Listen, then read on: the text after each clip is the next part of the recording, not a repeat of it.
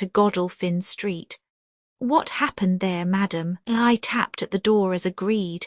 Lucas opened it. I followed him into his room, leaving the hall door ajar behind me, for I feared to be alone with the man. I remember that there was a woman outside as I entered. Our business was soon done. He had my letter on his desk. I handed him the document.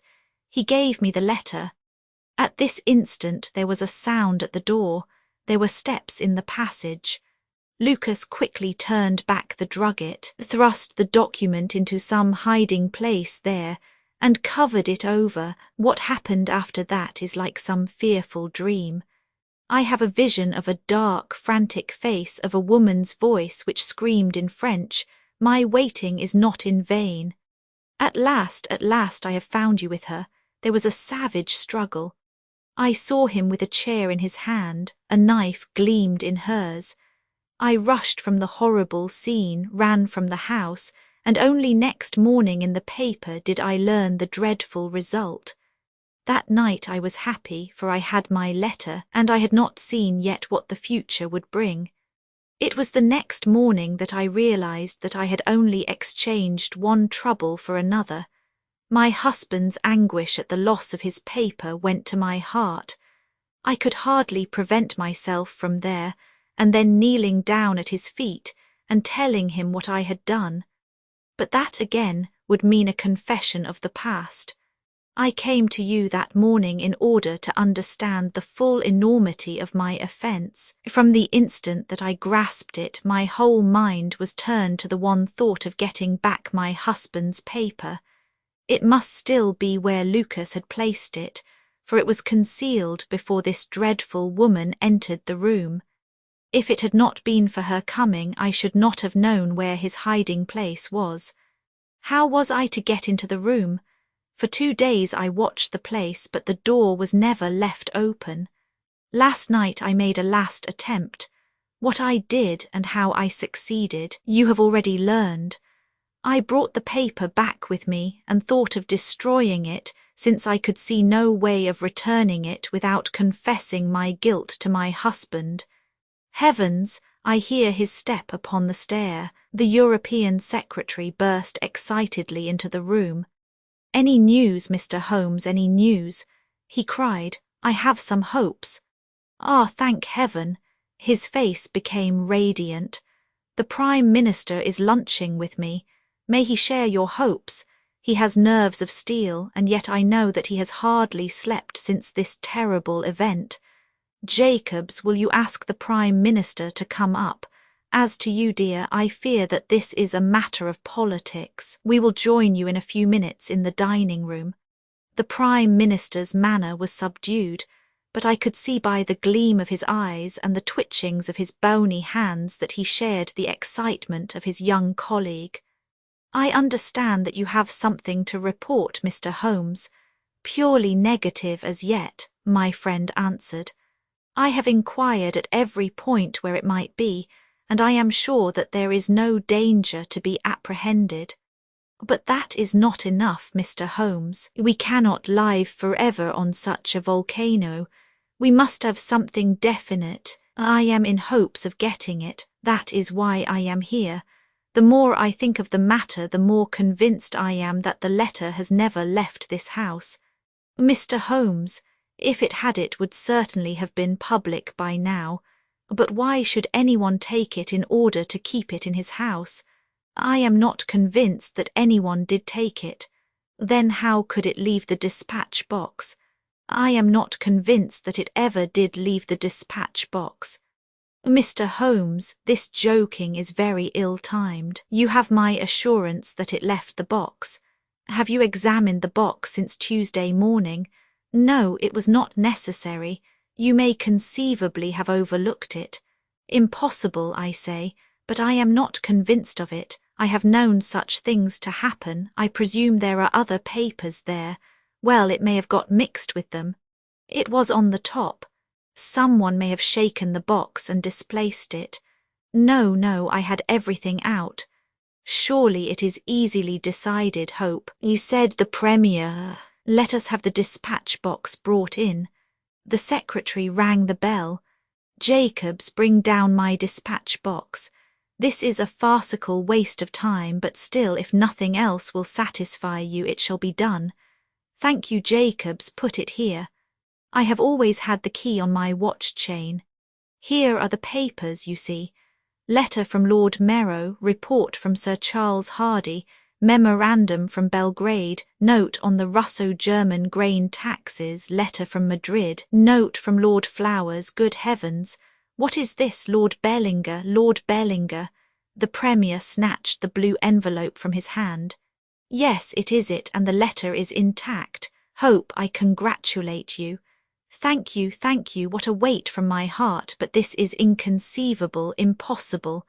Mr. Holmes, you are a wizard, a sorcerer. How did you know it was there? Because I knew it was nowhere else. I cannot believe my eyes. He ran wildly to the door. Where is my wife? I must tell her that all is well. Hilda, we heard his voice on the stairs. The Premier looked at Holmes with twinkling eyes. Come, sir, said he. There is more in this than meets the eye. How came the letter back in the box? Holmes turned away smiling from the keen scrutiny of those wonderful eyes. We also have our diplomatic secrets, said he, and picking up his hat, he turned to the door. List of illustrations, a page torn from a notebook, on which is marked a line of 15 small figures of dancing men in various attitudes and positions, some holding up black flags. Second set of hieroglyphics, a line of 9 small figures of dancing men in various attitudes. Third set of hieroglyphics, a line of 9 small figures of dancing men in various attitudes, one holding up a black flag. Fourth set of hieroglyphics, 5 small figures of dancing men in various attitudes. Fifth set of hieroglyphics, 2 lines of dancing men, one above the other. Both rows have 12 men, and in each row 2 men are holding up black flags. Sixth set of hieroglyphics, 14 little dancing men, one upside down. 3 of them are holding up black flags, including the upside-down figure. Holmes' map of the neighbourhood of the school. Plan of the house at Yoxley Old Place. The strip of blotting paper. The reverse of the blotting paper. Colophon, The Return of Sherlock Holmes, was published in 1905 by Arthur Conan Doyle. This e-book was produced for Standard eBooks by David Grigg, and is based on a transcription produced in 2006 by an anonymous volunteer and David Widger for and on digital scans from Google Books.